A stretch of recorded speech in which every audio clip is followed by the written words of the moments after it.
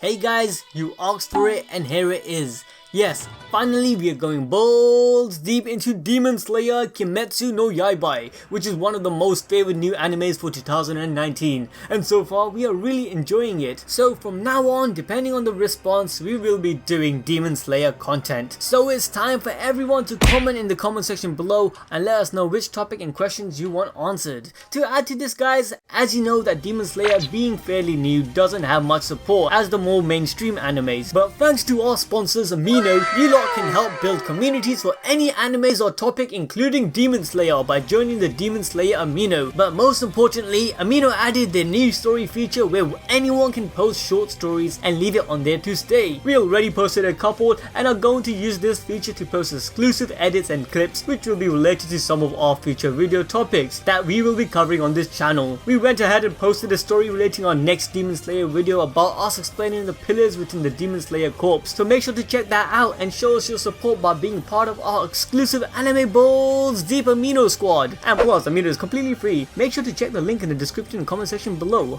But with that, let's cue the intro and get right into it.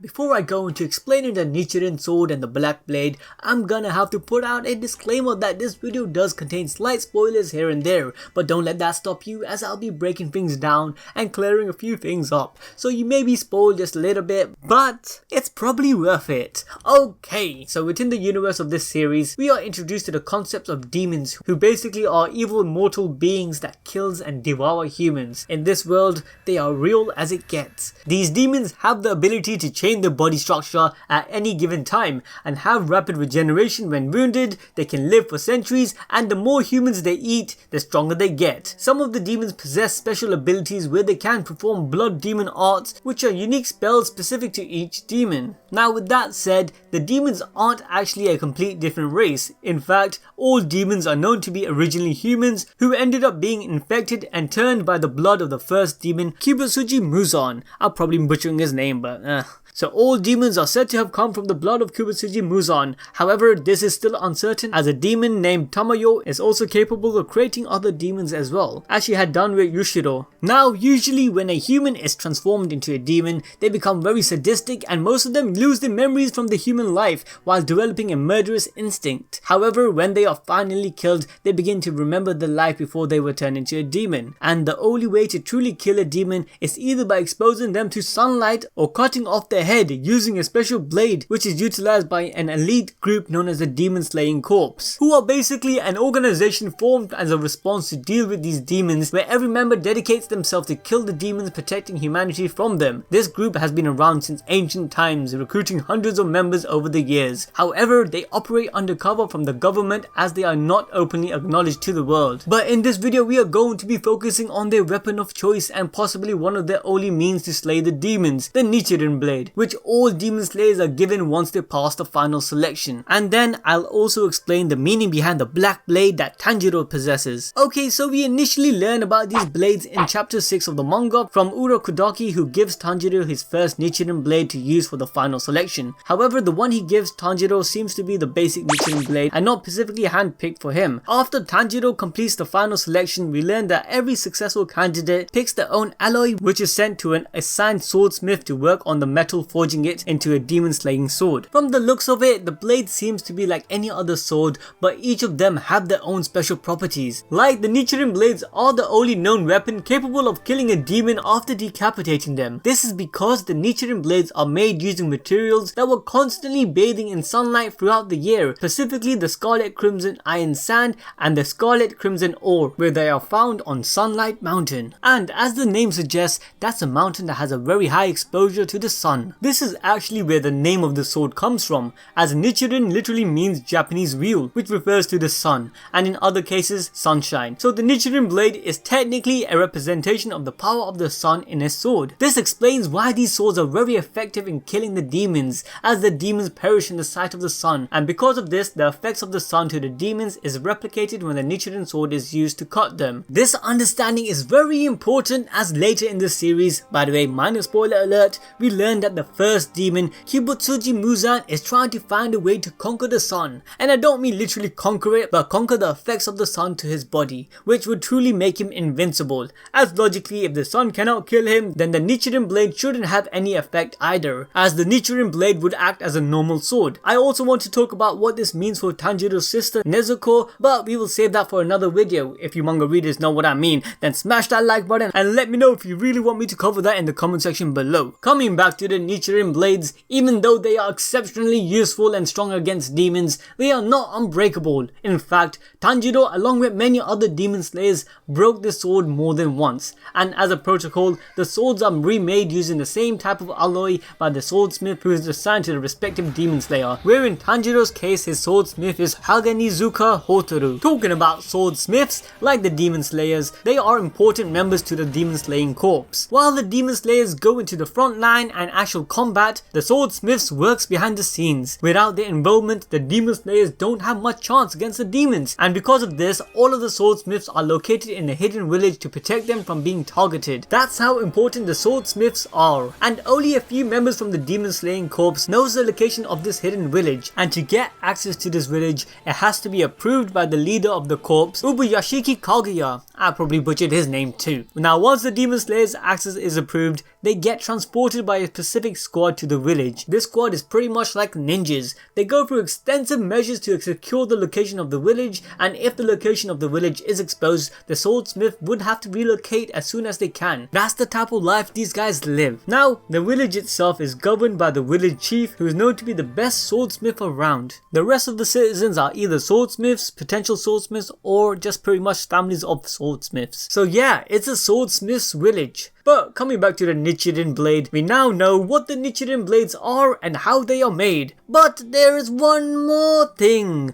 that is special about these swords. Although the Nichirin Blade is the name for the swords used by the demon killing corps, they are also given another name and referred to as the Blade of Color Change, and in the anime, the color changing swords. This is because the blade changes colors depending on who wields it. As a result, each blade is different and has unique properties depending on its owner. So you guys are probably like, so what anime balls deep? The Nichirin Blade changes colors depending on the users, but what does this even mean? Well, apart from being completely unique to the users, it also allows special attacks and styles to be used efficiently by the user.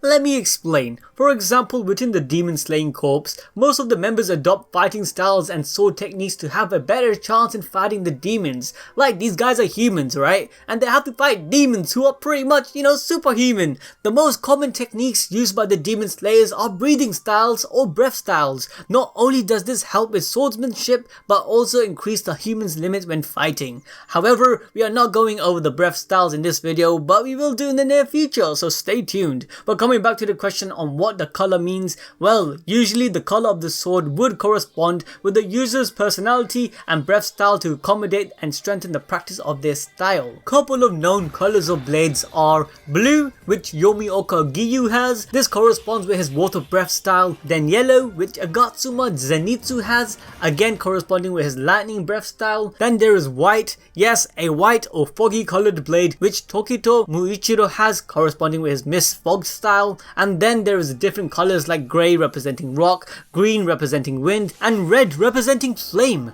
It is also suggested that the level of the color reflects the personality of the user, as Zenitsu's blade isn't fully covered by the yellow color. This may be because of his uncertainty of his own ability and his dormant power being inside. But guys, there is one color that I haven't spoken about, and that is black. The color which our main protagonist ended up with, the black blade. Now, black blades are actually extremely rare, so rare that not much is known about them yet. Tanjiro's master Urokodaki even states that since not many people ended up with black blades, little is known about them. So little, in fact, black blades are said to be wielded by swordsmen who will never go far. It's not clear whether this means that they will not live a full life or if they can only go so far when it comes to their skills and abilities. However, the black blade is also said to symbolize a deep and tragic life and represents a person who has yet to find themselves. But because not much is known about this blade and not much is told even in the manga, we are going to go balls deep into our own theory. In chapter 9 and episode 5,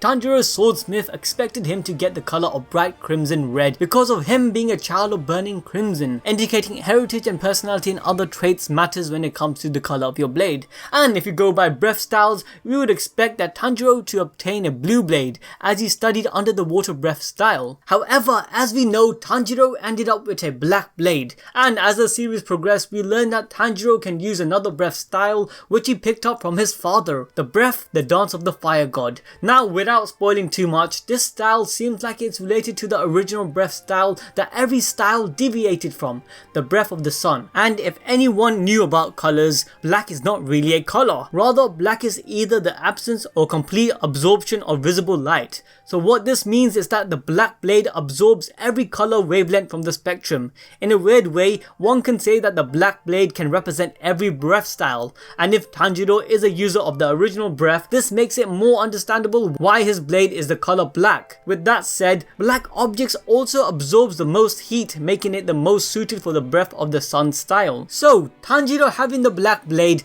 could be directly related to him being the innate user of the breath of the sun. There is also the idea that the blade's color is chosen on personality of the user, which gives rise to this theory that we have to remember that Tanjiro and his family lived by selling charcoal.